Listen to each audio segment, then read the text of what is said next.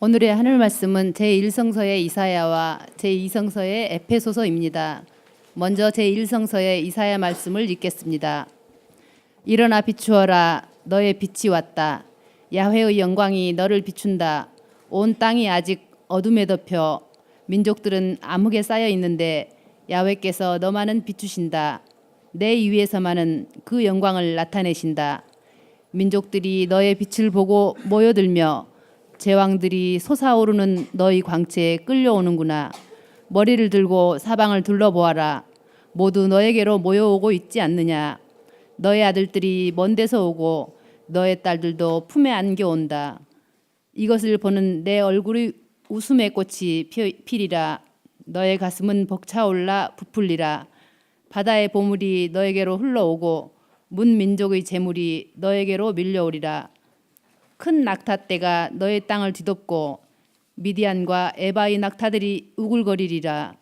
사람들이 세바에서 찾아오리라. 금과 향료를 싣고 야훼를 높이 찬양하며 찾아오리라. 이어서 제2성서의 에페소서 말씀을 읽겠습니다. 지금은 하나님께서 성령의 힘을 빌려 그 심오한 계획을 당신이 거룩한 사도들과 예언하는 사람들에게 나타내 보이셨지만 전에는 지금처럼 인간에게 알려주시지 않았었습니다. 그 심오한 계획이란 이방인들도 복음을 듣고 그리스도 예수와 함께 살면서 유다인들과 함께 하나님의 축복을 받고 한 몸의 지체가 되어 하나님께서 약속하신 것을 함께 받는 사람들이 된다는 것입니다.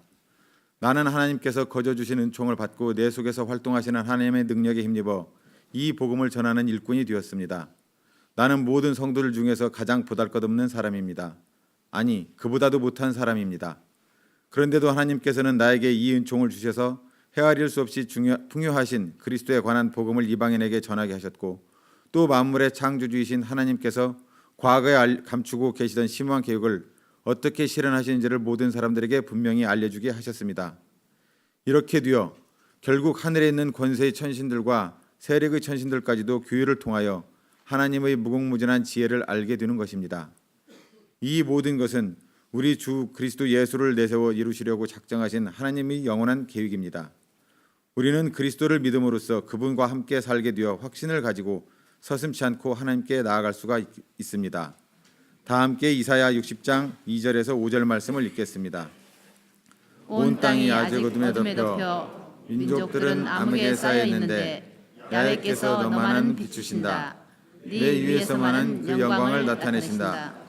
민족들이 너의 빛을 보고 모여들며 제왕들이 솟아오르는 너의 광채에 끌려오는구나. 머리를 들고 사방을 둘러보아라. 모두 너에게 오고 있지 않느냐. 너의 아들들이 먼 데서 오고 너의 딸들도 품에 안겨온다. 이것을 보는 내 얼굴에 웃음의 꽃이 피리라. 내 가슴은 벅차올라 부풀리라. 바다의 보물이 너에게로 흘러오고 문 민족의 재물이 너에게로 밀려오리라. 이 말씀으로 귀한 깨달음과 결단이 있으시기를 바랍니다.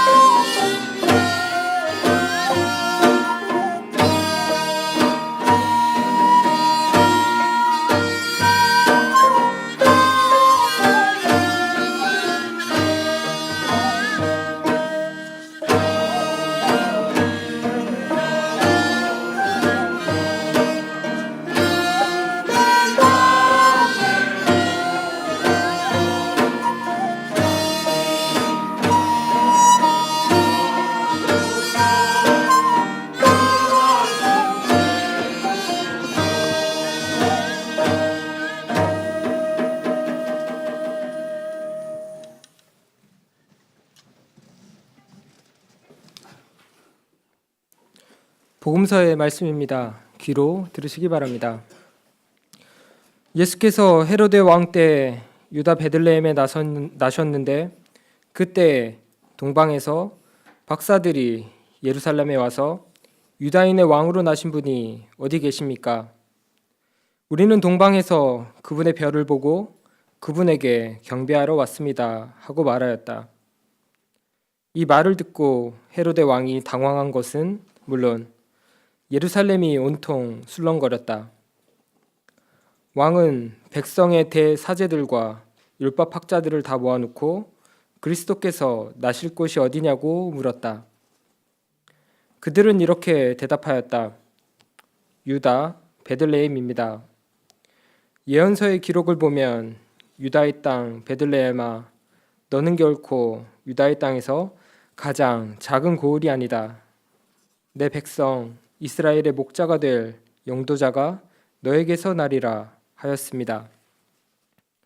그때 헤로데가 동방에서 온 박사들을 몰래 불러 별이 나타난 때를 정확히 알아보고 그들을 베들레헴으로 보내면서 가서 아기를 잘 찾아보시오.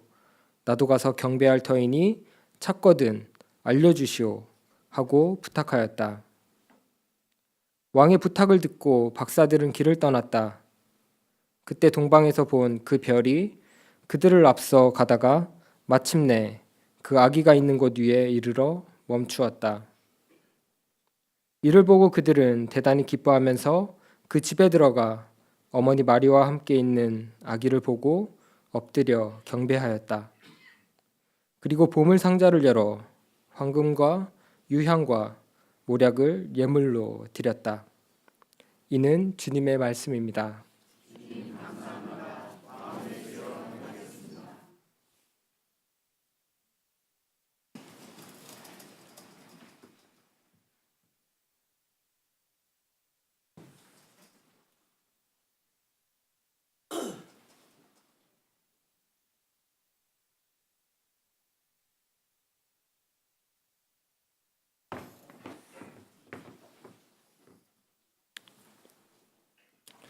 오늘 하늘뜻 표기를 준비하면서 든 마음을 한 편의 시로 적어보았습니다. 창밖에 밤비가 속살거려 육첩방은 남의 나라. 목사란 슬픈 천명인 줄 알면서도 한 줄 설교를 적어볼까? 인생은 살기 어렵다는데 설교가 이렇게 쉽게 쓰여지는 것은 부끄러운 일이다. 네, 이미 아시겠지만 시인 윤동주의 쉽게 쓰여진 시를 조금 각색해 보았습니다. 그는 일제강점기 시절 일본 유학을 하면서 북받치는 서름에도 시가 쉽게 쓰여지는 것을 부끄러워했던 이였습니다. 물론 오늘 하늘뜻 표기가 매우 쉽게 쓰여졌다는 것은 아닙니다. 다만 두렵고 부끄러운 마음으로 오늘을 준비한 저와 그리고 함슬 청년을 소개하기 위함입니다. 먼저 함슬 청년을 이 자리로 초대하도록 하겠습니다. 따뜻한 격려로 맞아주시기 바랍니다.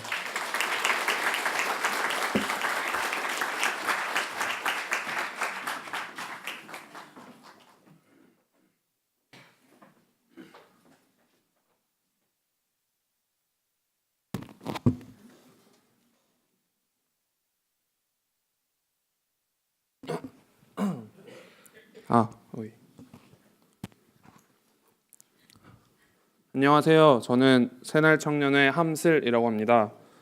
올해 저는 공대생으로서 3학년이 되고 예비군 3년차 반 50이 되어서 아재 소리를 부쩍 듣게 되었습니다. 저는 이 시대를 살아가는 청년입니다. 지금 이 순간만큼은 우리 주변에 있는 청년들을 대표한다고 생각해 주셨으면 합니다. 작년에 새날 청년회 회장을 맡았었고 책임감으로 지금 이 자리에 서 있게 되었지만 그때의 선택을 번복하고 싶을 만큼 지금 굉장히 떨립니다. 큰 박수로 힘주셨으면 합니다.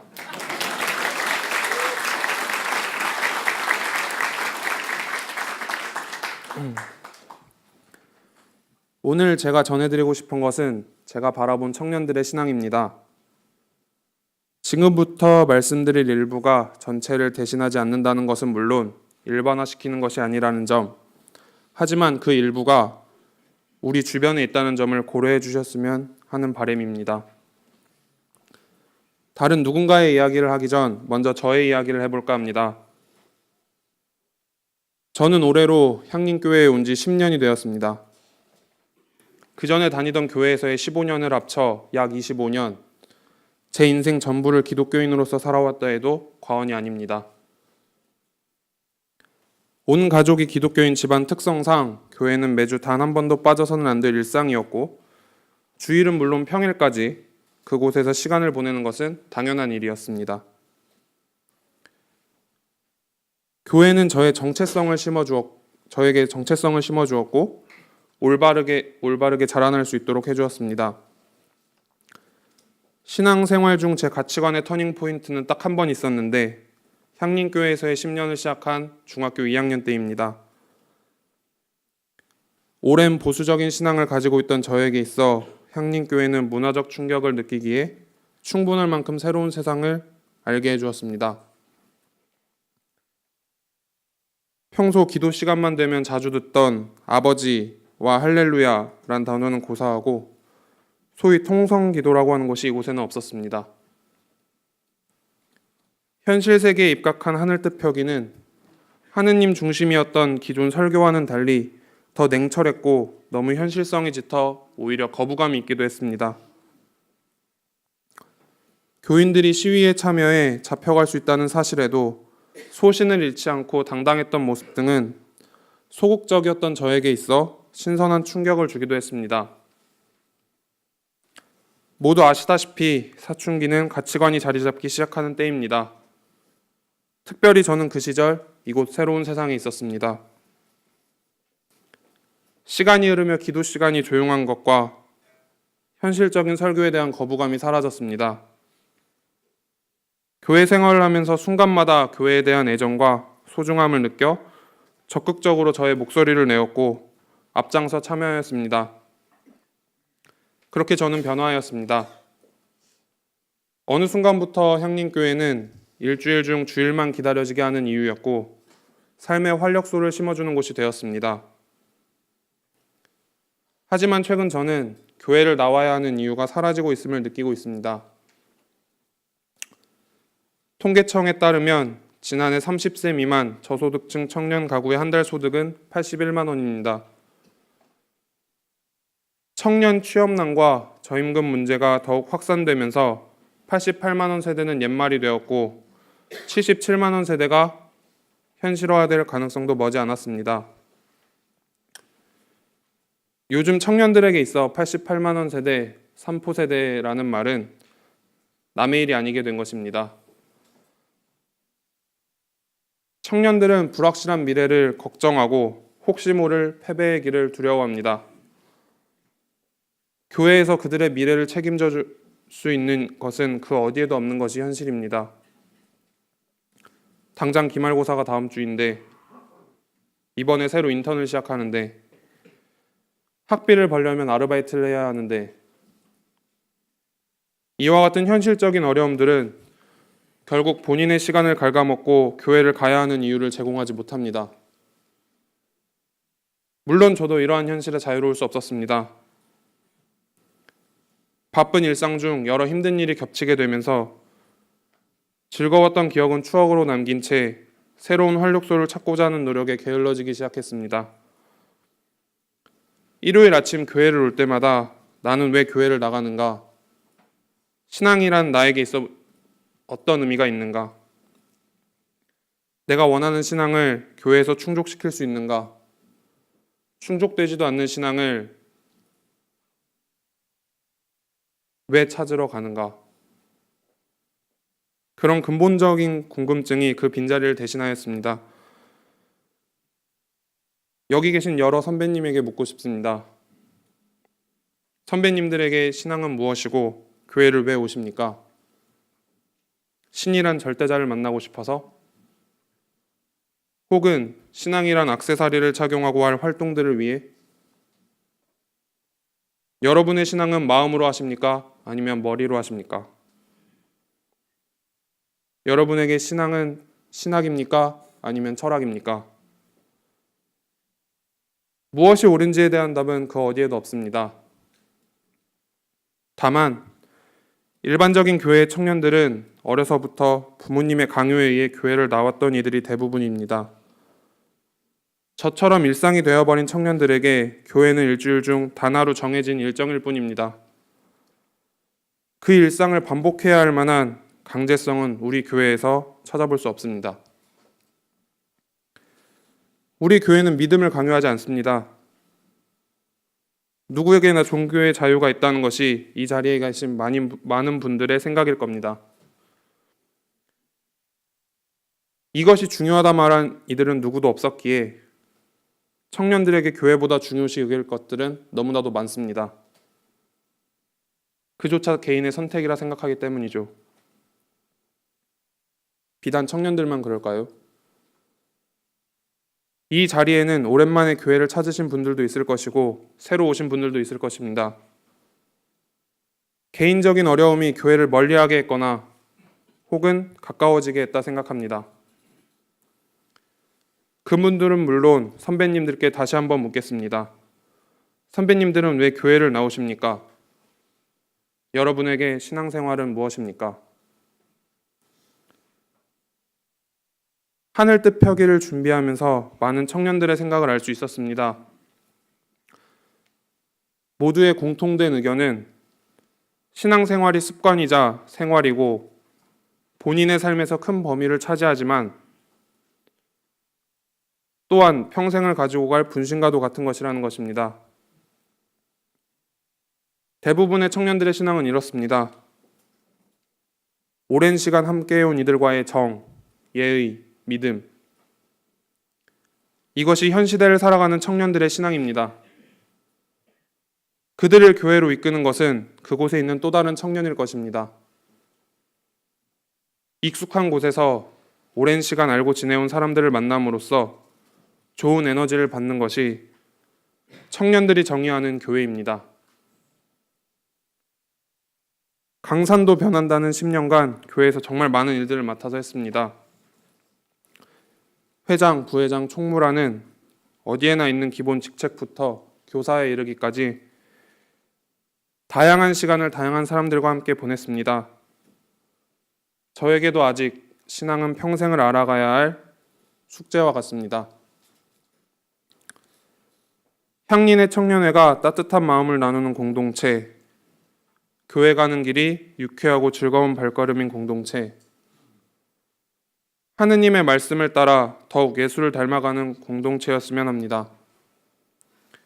이런 공동체를 위하여 우리 청년들이 마음과 정성을 모으는 한 해가 되었으면 합니다. 그 길에 여기 계신 여러 선배님들의 따뜻한 격려와 사랑이 있었으면 합니다. 짧은 시간이었지만 저의 이야기에 귀 기울여 주셔서 감사합니다.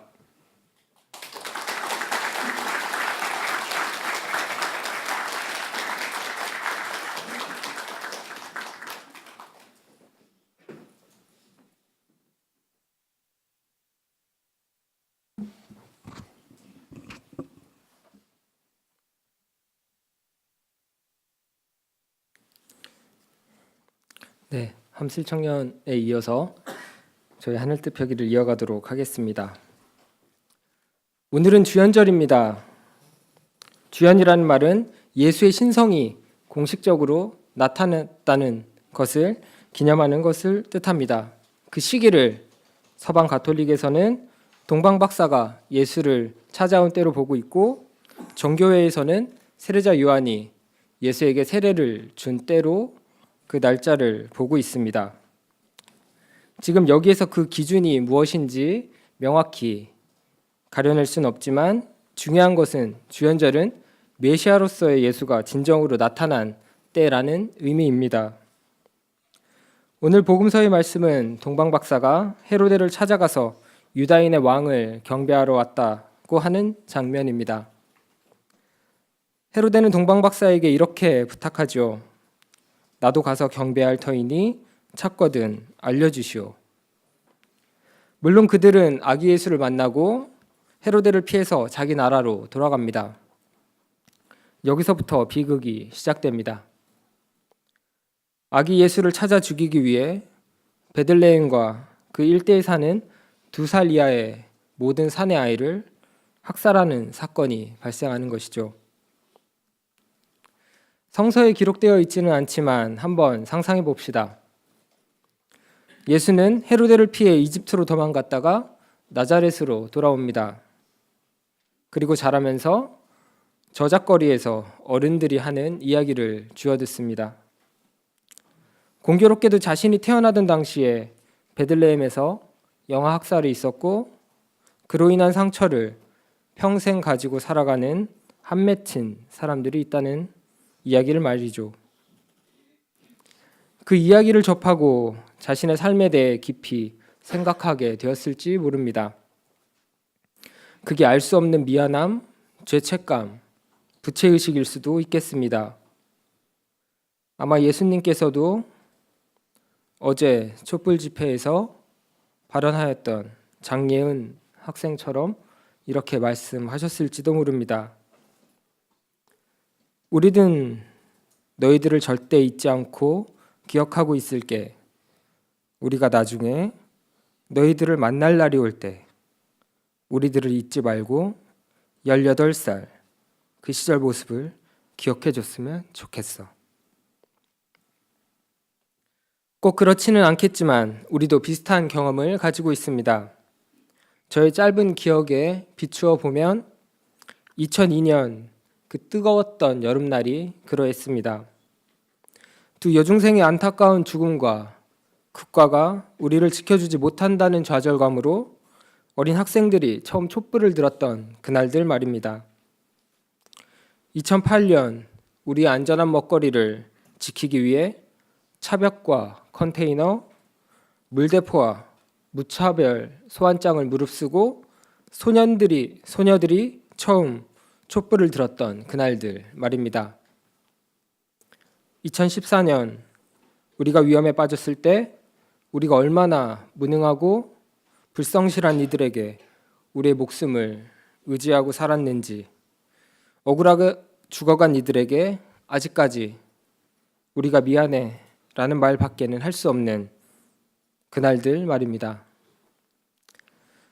2000년 전 이스라엘의 작은 동네에 어떤 사건이 벌어집니다.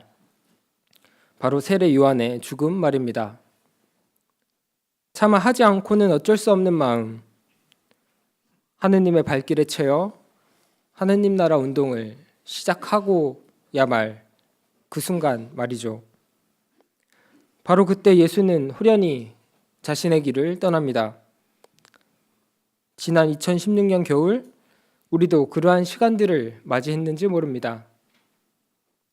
무얼 해도 바뀌지 않을 거야 라는 패배의식을 넘어 우리의 작은 몸짓들이 모여 더 나은 세상을 당겨올 수 있다는 믿음으로 바뀌었던 그것을 우리는 매주 토요일마다 목격하였습니다.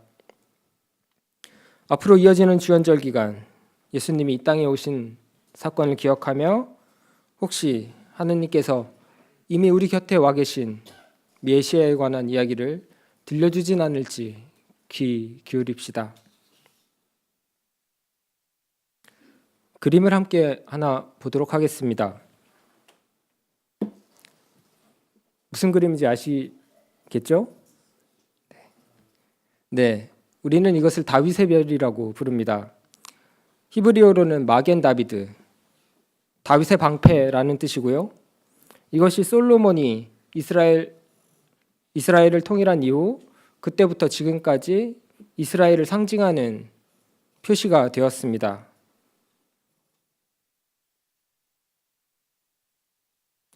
그리고 제2차 세계대전 당시에는 유대인들을 낙인 찍는 도구로 사용되기도 하였습니다. 이렇게 노란 별에 유다인이라고 이름을 적어서 말이죠.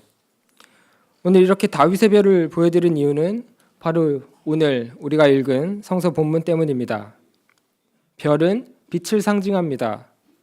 밤하늘의 별은 여행자에게 안내자의 역할을 합니다. 마치 동방 박사들도 그 별을 쫓아 예수를 찾아갔던 것 말이죠. 오늘 우리에게 주어진 이사야서 60장의 말씀은 온 열방이 이스라엘의 빛을 보고 찾아와 경배한다는 이야기입니다. 이사야서 전체에서 이스라엘을 향한 구원 선포와 함께 이 빛의 모티브는 매우 자주 등장합니다. 신학적으로 설명하기에 주어진 시간이 짧아 그 전부를 설명할 수는 없으나 간단하게나마 말씀을 드리겠습니다. 우선 이스라엘의 빛은 고난받는 야훼의 종의 노래와 함께 읽어야 그 의미를 바로 알 수 있습니다. 야훼의 종의 노래와 빛의 모티브는 계약이란 주제로 서로 밀접하게 연결이 되어 있습니다. 야훼의 종으로서 이스라엘은 야훼가 정의를 실천하도록 불렀고, 이는 이스라엘을 위한 것만이 아니라 열방의 구원을 위한 것입니다. 그래서 이스라엘이 지게 되는 빛으로서의 의무는 열방의 구원을 위한 정의를 실천하는 것입니다. 이스라엘이 정의를 실천함으로써 열방은 정의의 빛이 된 이스라엘을 보고 그곳 시온으로 몰려온다는 이야기 구조입니다. 그렇게 이스라엘의 정의가 실현되면 그곳에 진정한 유토피아적 평화의 세계가 이루어진다는 것이 이사야서가 보여주는 이스라엘의 빛 모티브입니다. 하지만 과연 이스라엘은 지금 그 빛의 의무를 제대로 하고 있는 것일까요? 굳이 설명을 하지 않아도 무슨 상황인지 짐작을 할 수 있을 것 같습니다. 이스라엘이 팔레스틴 지역에 유대 민족 국가를 세움으로 인해서 생긴 분쟁을 보여주는 사진입니다. 야훼 하느님의 당부와 같이 정의를 실천하고 열방을 향한 빛의 의무를 다하는 것처럼 보이지는 않습니다. 오늘 에베소 3장의 말씀을 보도록 하겠습니다. 바울은 이방 사람들도 복음을 통해 유대인과 공동 상속자가 될 수 있다는 것을 가르치고 있습니다. 복음이 무엇입니까? 예수님께서는 복음의 핵심을 하느님 사랑과 이웃 사랑으로 함축적으로 우리에게 가르쳐 주셨습니다. 공의로우신 창조주 하느님의 뜻을 두려운 마음으로 살피고 내 몸과 같이 이웃을 사랑하는 길이라고 예수님께서는 가르쳐 주셨습니다. 그런데 이스라엘 민족에게만 구원의 길이 열려 있는 것이 아닙니다. 그리스도에 대한 복음을 통해 이방인에게도 구원의 길에 참여할 권리가 생겼다는 것입니다. 복음을 전하는 이에 대한 이야기는 오늘 에베소에 나오진 않지만 분명 예수를 전하는 이의 모습은 정의롭고 가슴 따뜻한 이가 아닐 수 없을 것입니다. 다시 그림 한 장을 마지막으로 보도록 할 텐데요. 이 그림은 호세 클레멘테 오로스코라고 하는 멕시코 민중 화가의 벽화입니다. 그는 1910년의 멕시코 혁명 이후 벽화 운동을 통해 새로운 사회를 꿈꾸었던 사람입니다. 멕시코는 300여 년간 스페인의 식민 통치를 받아왔고 독립 이후 정치적 격변기를 거쳐 결국 민중들이 부르주아 과두지배 체제를 혁파하는 성과를 이뤄냅니다. 하지만 새로운 부르주아 계급의 등장으로 다시금 권력을 빼앗기고 마는 비극적 결말을 가져오지만 20세기 최초의 혁명이라고 불릴 만큼 기념비적인 운동이었습니다. 이 그림의 제목은 십자가를 부수는 예수 그리스도입니다. 이 그림을 보면 우리가 쉽게 떠올리는 명상적이거나 신비스러운 아우라에 둘러싼 예수 또는 고통을 감내하는 내면을 그리고 있는 예수의 모습이 보이지 않습니다. 예수는 사뭇 거칠게 그려져 있고 부릅뜬 두 눈의 표정에선 매우 집약된 분노마저 느껴집니다. 직설적으로 묘사된 찢긴 상처는 끔찍함의 정서조차 개의치 않습니다. 그리고 그 고통은 손과 발에 확연하게 새겨진 못자국에서 더욱 처절합니다. 그림을 좀 더 자세히 보면 정면을 바라보고 서 있는 그의 자세와 분위기는 매우 성난 모습입니다.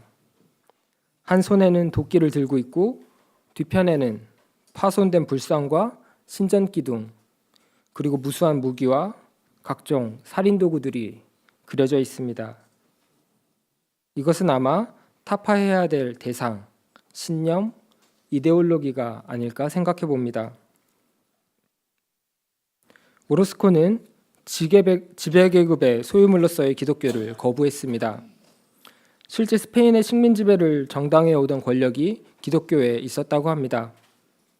그래서 그는 예수로 하여금 지배계급의 십자가를 부수게 하였던 것 같습니다. 십자가를 부순 후에 예수의 단호한 모습은 마치 민중의 편에 선 새로운 예수의 탄생을 말하는 것 같기도 합니다. 그 손의 도끼는 어쩌면 새로운 십자가를 만드는 도구로 사용될지도 모르지만 말입니다. 한국전쟁 이후 근대사를 관통해왔던 민주화운동, 통일운동, 그리고 인권운동에서 한국교회는 많은 역할과 이에 대한 지원을 해왔고 그 소용돌이 속에서 역할을 잘 감당해 왔습니다. 그렇지만 오늘날 한국 개신교는 진정 근본적인 성찰과 개혁의 움직임이 있어 보이지는 않습니다. 21세기 한국교회는 전 근대적인 구조와 비민주성에 대한 여론의 질타, 목회자들의 도덕성이 도마 위에 오르고 있고 권력의 기생에서 제 뱃속을 채우는 행태가 끊임없이 적발되고 있습니다. 지난 수년간 한국교회가 위기라고 이야기하고 있고 그러한 위기의 상황은 교인의 감소, 특히 청소년층의 감소와 새로운 시도에 대한 주저함에서 나타납니다.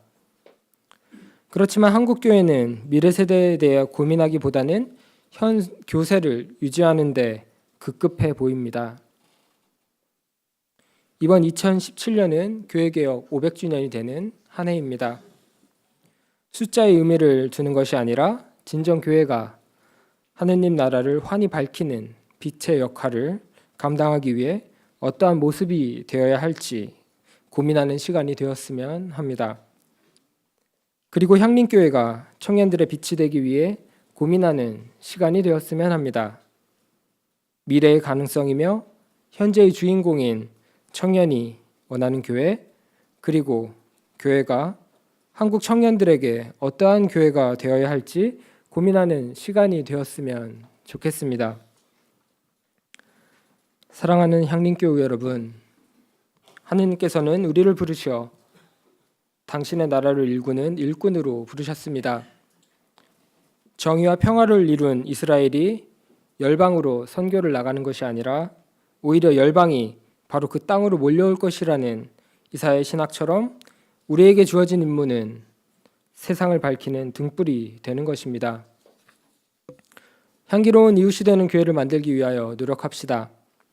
그 길에 어쩌면 우리는 우리들 마음과 생각 속에 부수어야 할 우리들의 십자가가 존재할지 모릅니다. 그러나 대부분 십자가라는 형상에 안도하여 그러한 생각을 미처 하지 못하는 수가 많을 것입니다. 그럼에도 형상에 의존함이 아니라 본질을 헤아리려는 노력을 쉬지 않고 해야 하겠습니다.